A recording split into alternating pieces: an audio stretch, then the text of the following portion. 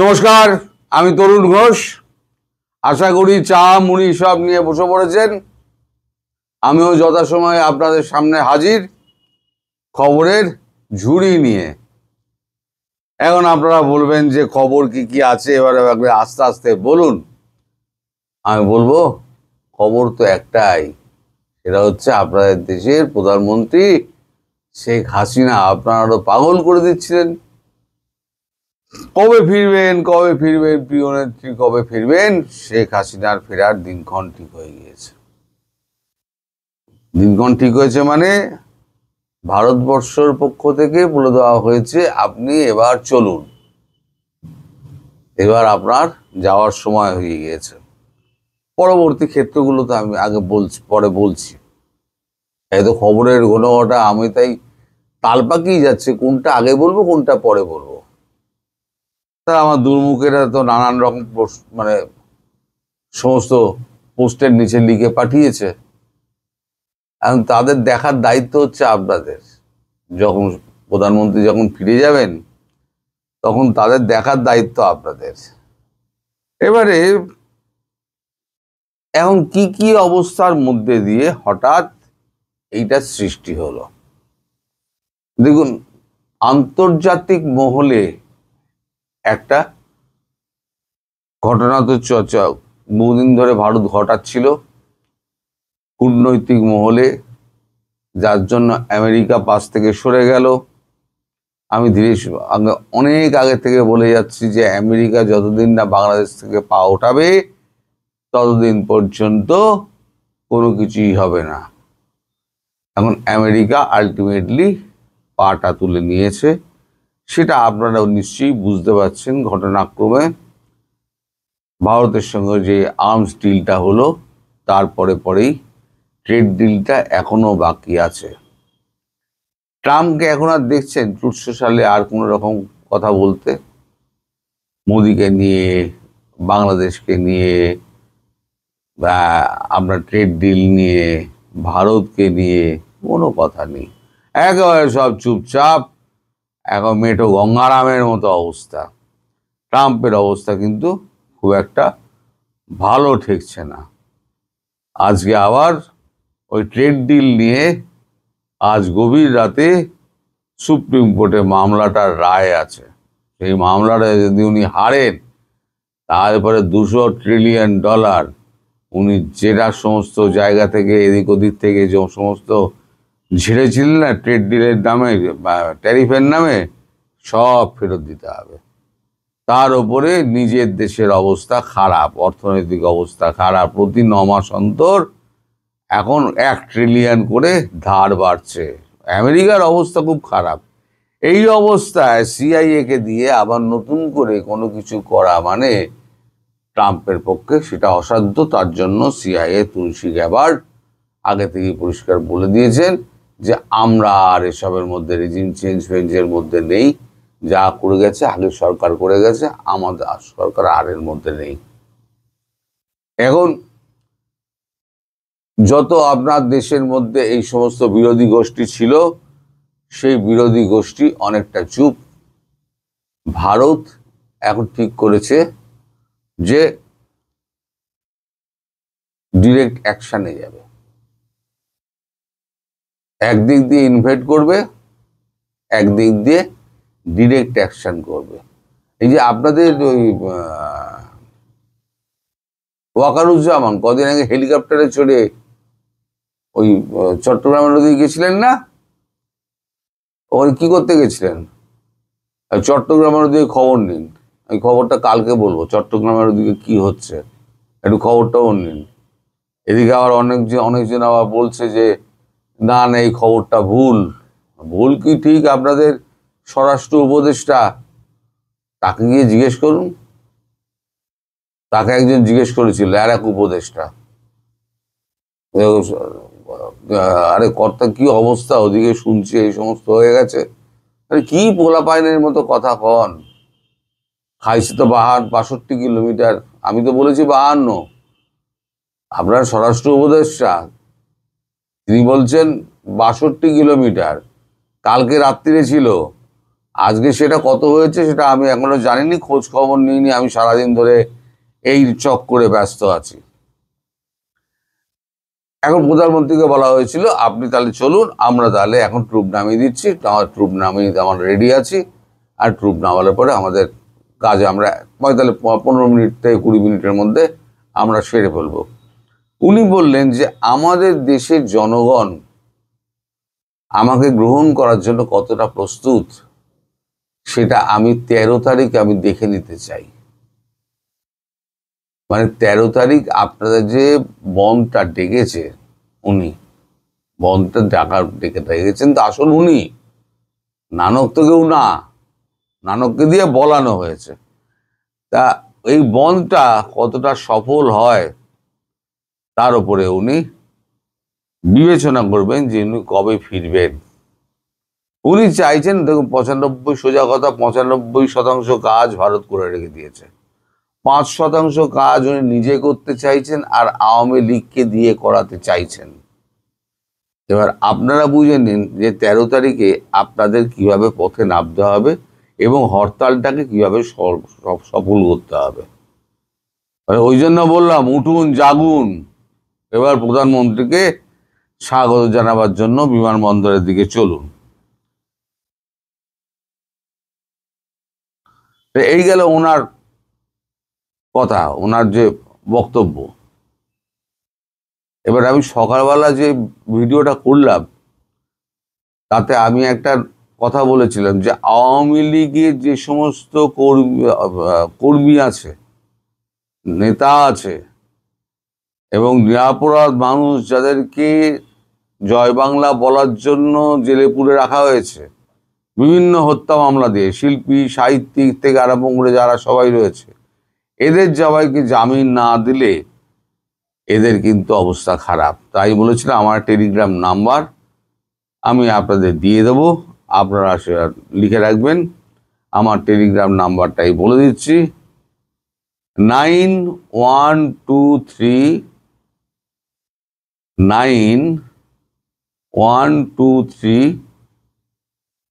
9123 এটা আমার Telegram number. এই টেলিগ্রাম নাম্বারে আপনি আমার কলে পাবেন না, শুধু আপনারা মেসেজ পাঠিয়ে রাখবেন। ব্যক্তিগতভাবে ফোন করে আমার একটা দুটো করে নাম বললে, কেউ একজন ফোন করেছিলেন টিটু সাহা, তিনি আমায় বললেন যে শ্যামল ঘোষ এই নামটা একটুখানি আপনি মাথায় রাখবেন। এরকমভাবে বললে পরে আমার মাথায় থাকবে না, আমার মাথা থেকে বেরিয়ে যাবে, কারণ এত নামের ভিড় থেকে বুঝতেই পারছি হাজার হাজার মানুষ আছে। আমি যাদেরকে চিনি তাদেরটা লেখার দরকার নেই, কিন্তু যাদেরকে চিনি না সেই সংখ্যাই তো 99.9%, তাদের নাম আমি তো জানবো না। সুতরাং আপনারা একটু লিখে পাঠাবেন। এবার 13 তারিখের আগে ধীরে ধীরে মাঠ খালি করার চেষ্টা করা হচ্ছে, মাঠ খালি হয়ে যাচ্ছে। এই যে হঠাৎ করে আপনারা বলবেন যে 50% সেনা হঠাৎ মাঠ থেকে উঠে যাচ্ছে কেন? রয়েছে তো 1030 সেনা রয়েছে মাঠে, তার মধ্যে 50% উঠে যাচ্ছে এবং ধাপে ধাপে বাকিটাও 13 তারিখের আগে উঠে যাবে। কেন? এটা হচ্ছে স্বয়ং পেন্টাগনের নির্দেশ। এখান থেকে যেভাবে পেন্টাগনকে বলা হচ্ছে, পেন্টাগন ওখান থেকে সেইভাবে বলছেন, নইলে পরে এই জিনিসটা হতো না। আজকে সকাল থেকে সব ফেরা শুরু হয়ে গিয়েছে এবং বাকিটুকু যেটুকু আছে 13 তারিখের পর আগে সেটাও তারা ফিরিয়ে নেবে। ফলে 13 তারিখ হচ্ছে মাঠ ফাঁকা। বাংলাদেশ পুলিশকে বলে দেওয়া হয়েছে তোমাদের কি কর্তব্য, কি করবে না করবে, সুতরাং অ্যারেস্ট ফ্যারেস্টের ভয়টা আর করবেন না। ওই জন্য বললাম আপনাদের একটু প্রোঅ্যাক্টিভ হতে হবে, আপনারা একটু প্রোঅ্যাক্টিভ হন। আপনার নেত্রীর জন্য কতটা আপনারা তৈরি হয়েছেন সেটাও দেখতে হবে। আর যাদেরকে জামিন দিয়ে দেবে না তাদেরকে ভারতবর্ষ আমি বলে দিয়েছি কিভাবে জামিন করিয়ে নেবে, কিভাবে বার করে নেবে। যেটা করতে চায় না ভারতবর্ষ, সেটা যদি জোর করে করতে চায় তারপরে ওনাদের তো বার করা হবেই, আর সঙ্গে সঙ্গে এগুলোকে কোমরে দৌড়ে বেঁধে এইখানে ফিরিয়ে আনা হবে। তারপর যা ব্যবস্থা করার এখানে সমস্ত কিছু করবেন। আর আপনাদের সঙ্গে আপনাদের দেশের জনগণ আছে, এটা জানবেন, কারণ তারা বুঝে গিয়েছে হোয়াট ইজ হোয়াট, এ কি ছিল না ছিল তারা সবাই জেনে গিয়েছে। এখন তারা বুঝে গিয়েছে যে এরা কত বদমাইশ, কত হারামজাদা। তো এখন এই যে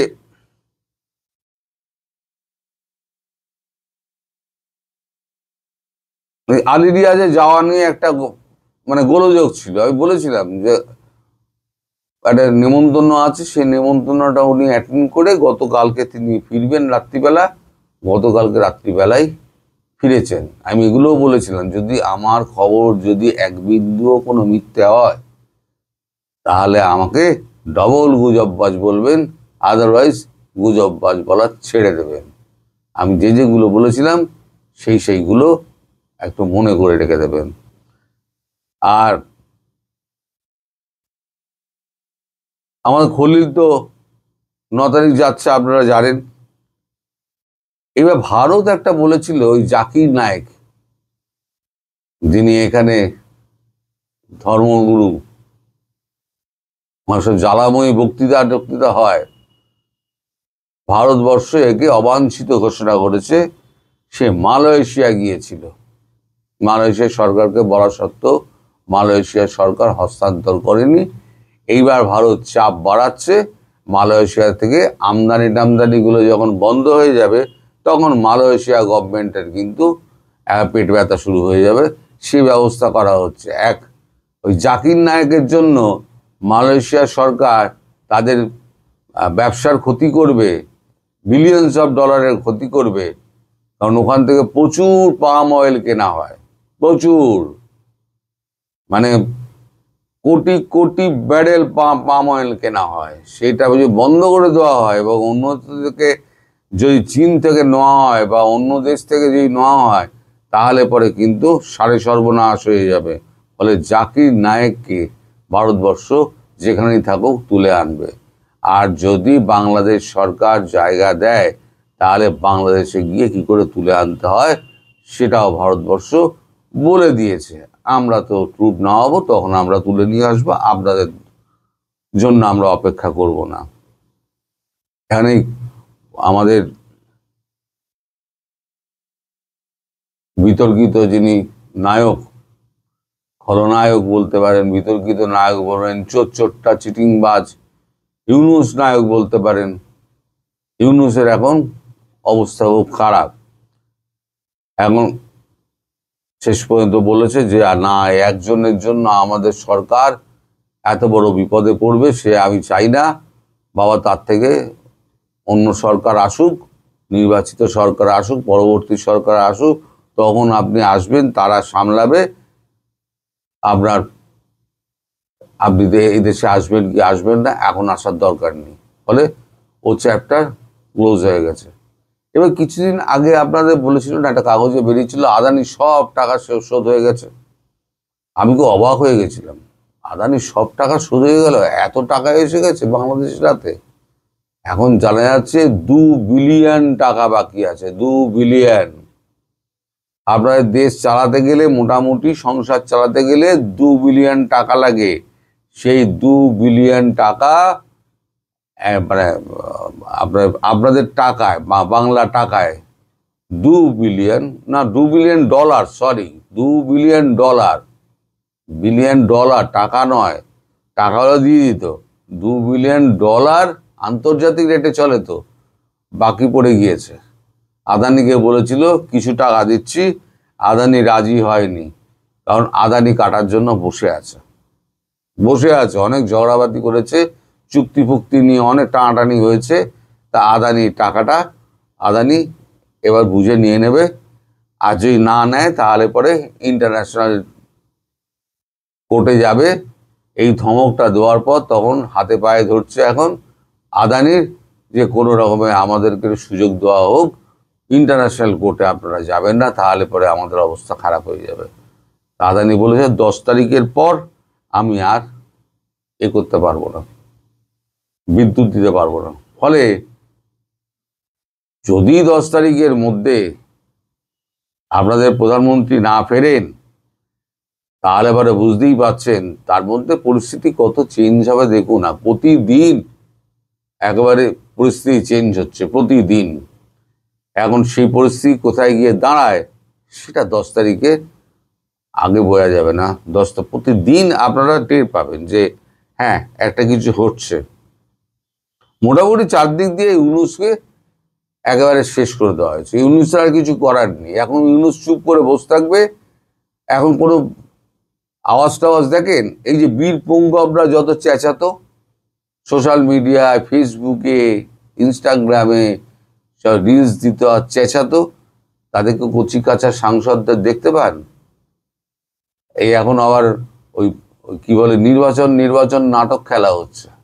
আসলে দেশের জনগণকে ভুল বোঝানোর জন্য এই সমস্ত সব চক্রান্ত করে এই ইউনূসের সঙ্গে এই বিএনপি, পিএনপি, জামাত সব কটা একসঙ্গে জানবেন। এরা চায় যে বাবা ইউনূস থাকুক, আমরা লুটে পুটে খাই। বাংলাদেশটা হচ্ছে লোটার জায়গা। কেউ বাংলাদেশকে ভালোবাসে না, কেউ বাংলাদেশকে করার জন্য আসেনি। বাংলাদেশের জন্য সত্যি যদি কেউ কিছু চেয়ে থাকে, ভালো চেয়ে থাকে, কোর অফ হার্ট থেকে চেয়ে থাকে, তাহলে সে হচ্ছে শেখ হাসিনা। তো যাই হোক, এখন এগুলোই নাটকবাজি, বাইরে এগুলো দেখে কখনো ভাববেন না যে এগুলো সত্যি সত্যি হচ্ছে। কিচ্ছু হচ্ছে না, সব কটা ভয় আছে। এখন উপদেষ্টারা দেখবেন সব কটা এখন কে পদত্যাগ করবে তার লাইন লেগে গেছে। কে পদত্যাগ করবে আর কে পালাবে সে গল্পটা আমি করেছি। তো চারদিকে খবরের তো ঘোরঘটা চলছে, এর মধ্যে খবর তো ডেভেলপ করছে। আমার তো এখন মনে হয় দিনে 3-4টে করে ভিডিও করতে হবে, যা অবস্থা দেখছি এখন চারদিকে।